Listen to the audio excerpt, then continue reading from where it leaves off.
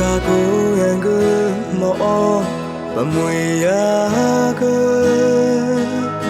palio kembe kapo ko elaga wo beliko nang ku ka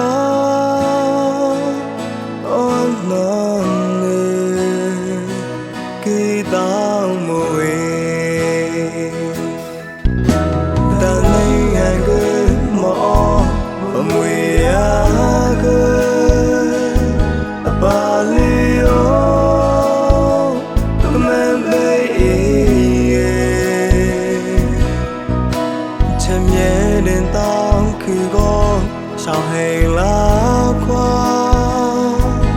nào thưa xin bên đi hẹn cam lâu tay nào hôm nay kia luôn suốt đi nơi u an nào hôm nay kia nhìn vui đi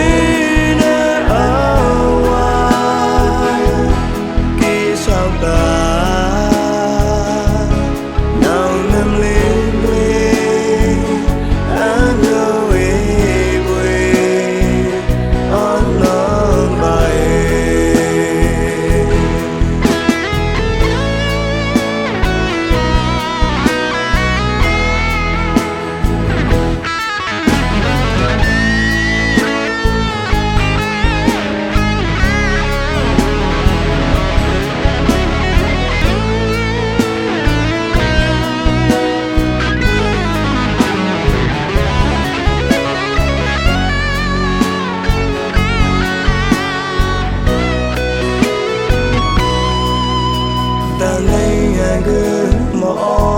pamuya ke palio kembe chăm nhẹ đến tao cứ có sao hành lá qua nào tôi xin đến bên đi hẹn hallelujah.